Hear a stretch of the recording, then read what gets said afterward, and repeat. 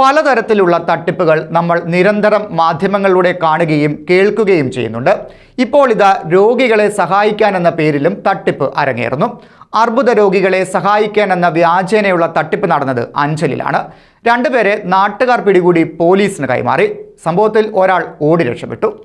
3 അംഗ സംഘമാണ് ധനസമാഹരണ തട്ടിപ്പ് നടത്തി വന്നിരുന്നത്. പ്രധാനി ഉൾപ്പെടെ 2 പേരെയാണ് നാട്ടുകാർ പിടികൂടി അഞ്ചൽ പോലീസിൽ ഏൽപ്പിച്ചത്. ഒരാൾ ഓടി രക്ഷപ്പെട്ടു. ഇവരുടെ വിവരങ്ങളൊന്നും തന്നെ പോലീസ് ഇനിയും പുറത്തുവിട്ടിട്ടില്ല. ഒരാൾ പുനലൂർ സ്വദേശിയും മറ്റൊരാൾ അഞ്ചൽ സ്വദേശിയുമാണെന്നാണ് നാട്ടുകാർ ചോദ്യം ചെയ്തപ്പോൾ മനസ്സിലായത്. ഇവർ പരസ്പര വിരുദ്ധമായി സംസാരിച്ചതോടെയാണ് ഇവരെ നാട്ടുകാർ പോലീസിന് കൈമാറാൻ കാരണമായത്.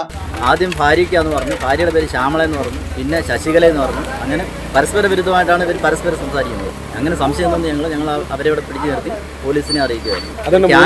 ക്യാൻസറിന്റെ പേരിലാണ് ഇവർ പിരിവ് നടന്നത്.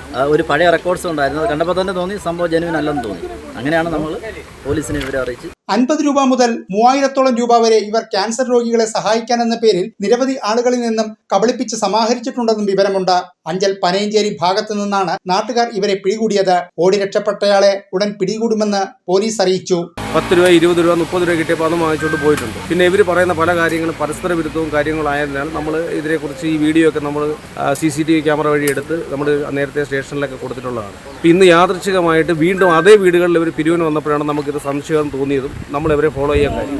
ഇവർ ഫോളോ ചെയ്തപ്പോൾ നമ്മൾ നാട്ടുകാരെല്ലാം അവിടെ കൂടി ചോദിച്ചപ്പോൾ ഇവർ പറയുന്നത് അങ്ങനെയല്ല, പറയുന്നത് മൊത്തം പരസ്പര വിരുദ്ധമാണ്. അങ്ങനെയാണ് ബാക്കി നാട്ടുകാരെല്ലാം കൂടെ കൂടി പോലീസിനെ അറിയിക്കുകയും കാര്യങ്ങൾ ചെയ്തപ്പോഴാണ് മനസ്സിലാവുന്നത് ഇത് വളരെ കള്ളത്തരമാണെന്നും. News bureau, Anchal.